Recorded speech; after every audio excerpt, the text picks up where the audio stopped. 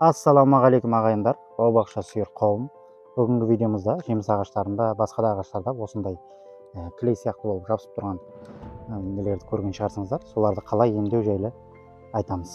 Видеоның соңына дейін қараңыздар, каналға тіркеліңіздер. Видеоның соңында бір лайк басып кетіңіздер. Қолдау білдіріп отырыңыздар ағайындар. Енді бәріңіз де көріп жүрген шығарсыңыздар, осындай жеміс ағаштарында, басқа да көптеген ағаштарда осындай кілек сияқты болып жабысып тұрғанын. Бұны енді комедия течение, гаммоз деп айтады. Бұл да енді жеміс ағаштың бір ауруының түрі. Енді бұның пайда болу себептері бұл ауа райының қолайсыздығы, күннің қатты ысып кетуі немесе төмендеп кетуі, және де удобрение тыңайтқыштардың дұрыс берілмеуі, зиянкестер жәндіктердің, әртүрлі жәндіктердің де жарақаттауының себептерінен осындай пайда болуы мүмкін. Жеміс ағаштарын осындай ауруға шалдықтыруы мүмкін. Енді бұны бұлай қалдыруға болмайды, бұны емдеу керек. Бұлай қалдырсаң, енді бұл жеміс ағашқа зиян тигізеді, әртүрлі шыбын-шіркей, құрт құмырсқалары үйір болады бұған. Бұны енді дер кезінде алып тастап емдеуіміз керек. Енді бұны қазір қалай емдеуді бірге көреміз. Енді бұны осындай жақсылап астынан былай алып тастауымыз керек. Алынады негізінде. Осылай жақсылап алып астын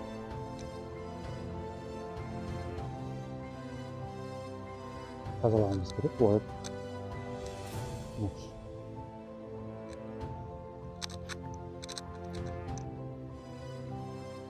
кіле сияқты енді қатты жабысыпты. Бір қолменен сәл ыңғайсыздау болып тұр. Осылай алып тастайсыңыз мінекей.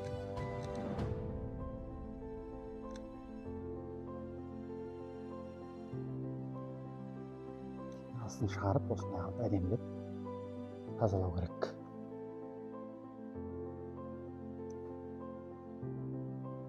Мына жақта да бар екен.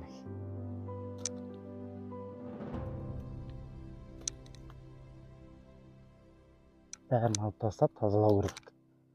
Ағаштарды емдеп осындай заттардан құтқарып тұруымыз керек.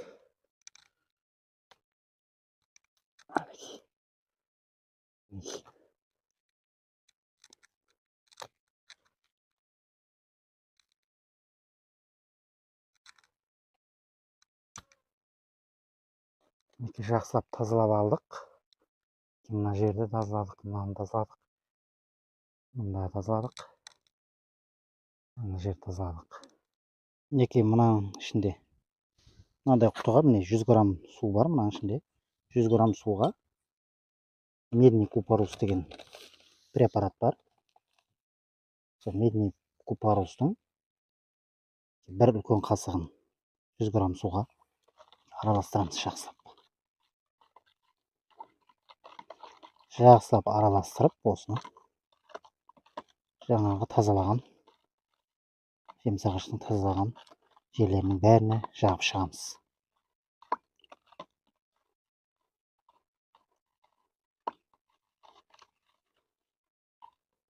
Жақсылап араластырдық.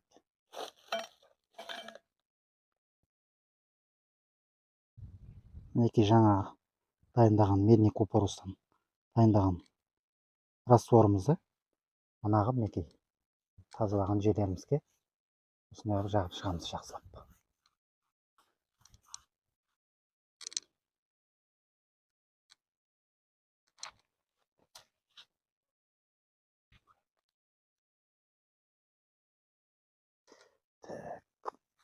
Бәрін жағып шығамыз жаңа тазалаған жерлеріміздің.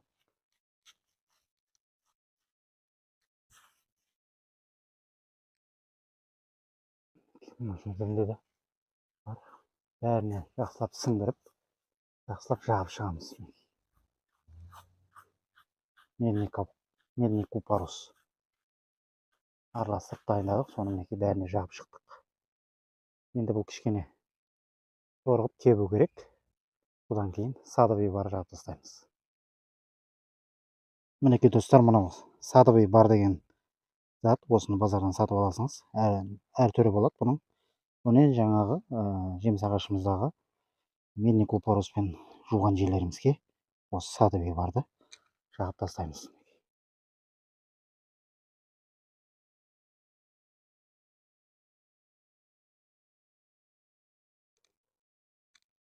Өзі балшыққа ұқсайды түрі.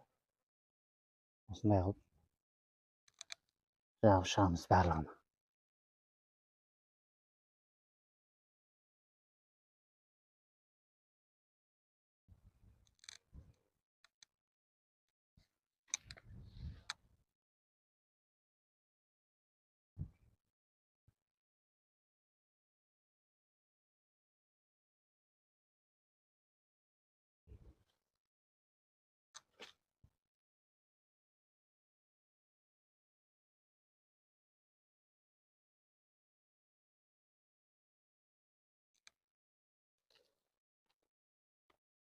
Мінекей достар, осылай жеміс ағаштарыңды емдей бересіңіз. Жаңағыдай жақсылап тазалап аласыңыз әуелі.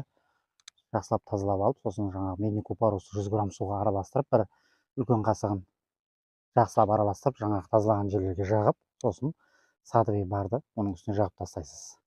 Сәл кепкеннен кейін садовый барды жағып тастайсыз. Сосын мына матамен орап қойсаңыз да болады. Ол әбден жақсы болады, матамен орап қойсаңыз.